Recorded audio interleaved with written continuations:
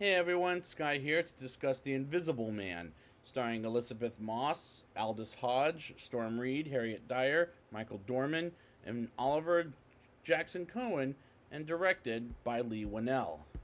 Now, before I get into this review, let me start by saying this.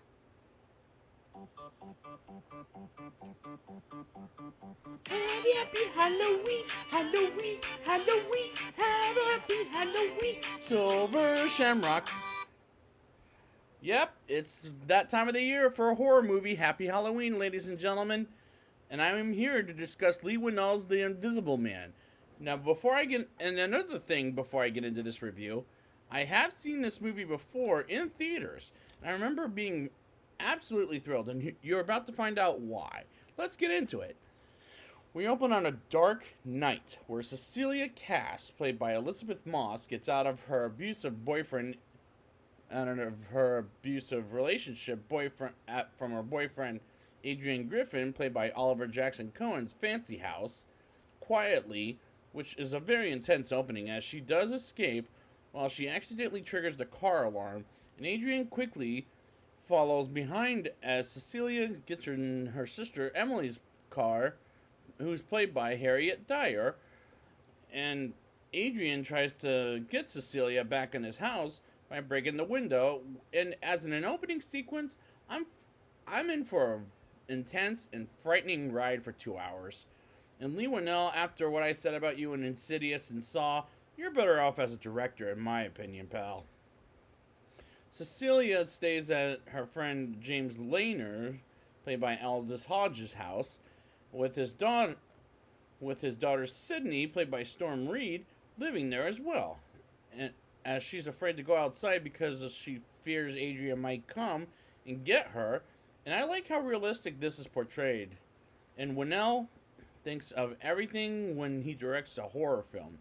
Cecilia learns Adrian killed himself, and he tells his lawyer, Tom Griffin, played by Michael Dorman, left her $5 million and the house. Well, I don't know about the house, but yeah, $5 million within months, and the house in his will, which is a shocker if you haven't watched any of the trailers. But the shots in this movie is very well done, in my opinion. And this is a fantastic looking movie for a horror film. To pay back thanks for keeping her in the Lehner's house, Cecilia fixes up the house, and I do connect with these characters as they celebrate, and the next day, she makes breakfast, and while not keeping an eye on, which is fucking dangerous, it burns thanks to something invisible, and I like how weird the movie can get at times with the Invisible Man sequences. She checks around the house to see if Adrian is back as an invisible man, and she checks outside, and as she's breathing, there's a breath behind her, which is fucking freaky as hell. Cecilia sleeps alongside Sydney as the Invisible Man takes photos of them asleep, which is also very fucking creepy. This movie does a very good job scaring the shit out of people right off the bat, and during the suspense scenes. It takes my breath away from me, it's that scary. Cecilia goes for a job interview with no resume, and she faints, and as she gets out of the hospital, we move on to a shower sequence where there's a handprint on the mirror. And there's a lot of freaky shit as this Invisible Man brings back the medicine bottle she left on the street in the beginning of the movie, and she's led to believe it's Adrian, and goes to Tom and to tell him to stop scaring her when really he's dead. It makes me think she's going crazy, and Elizabeth Moss, I've never watched The Handmaid's Tale, but after Jordan Peele's Us from last year and this, she can pull off crazy very well. And she does great work here, and this may be her best performance in the movies, despite I've never seen The Handmaid's Tale. She visits Emily as she gets an email of never wanting to see her again from Cecilia when she didn't send it out in the first place. And as she's led to believe it was Adrian, and the performances by these actors are tremendous, Sydney visits Cecilia in her room And right out of the blue, the Invisible Man slaps her. And I thought, what the fuck? As Sydney and James leave Cecilia at their house, and she calls Adrian, aka the Invisible Man, out, and she has a rather powerful monologue as she's trying to call him out. Cecilia calls Adrian to get him exposed as he's in the attic, and she goes up there and finds his phone in the attic, but no sign of Adrian.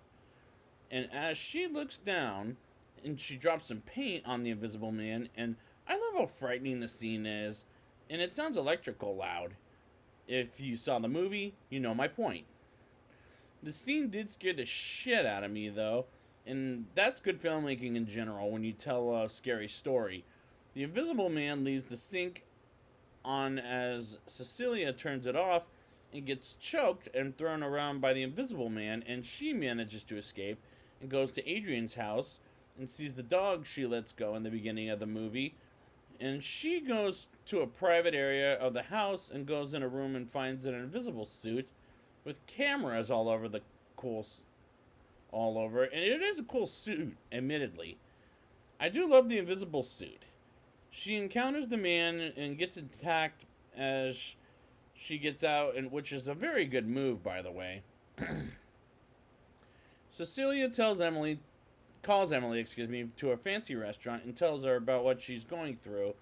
And next thing you know, Emily gets her throat slit by the Invisible Man, and everyone in the world believes she killed her. And she gets arrested, and Cecilia, gets arrested and taken to a mental hospital and is questioned by men in suits, and including her friend James.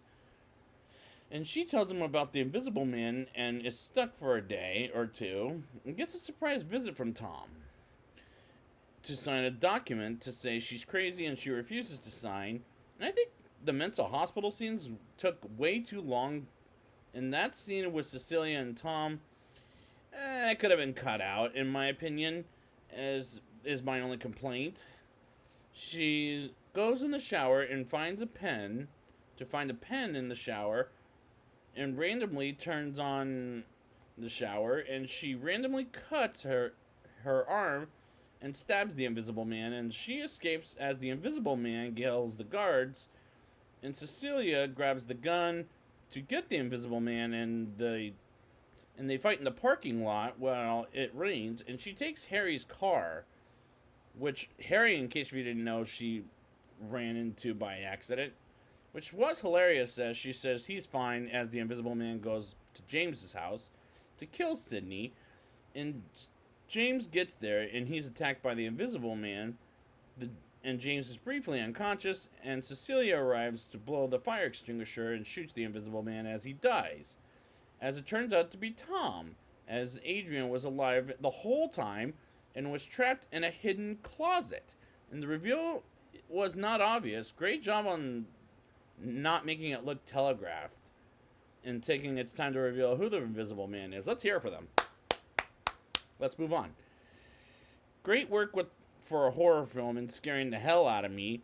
James and Sydney learn Cecilia is innocent, and she calls Adrian and goes to his place for dinner, I'll say, and they talk about how Adrian learned his lesson while trapped in his closet, and Cecilia doesn't forgive him, and someone slits his throat and Cecilia walks out with James, as an ending, it worked out fantastically, but a little bit surprising in a way I can't expect it. Now it's time for the rating. I'll give this movie a 8.4 out of 10. This is the most intense and creepiest movies I've seen in a very long time. Elizabeth Moss gives one of her best performances in film. I don't know about the TV stuff.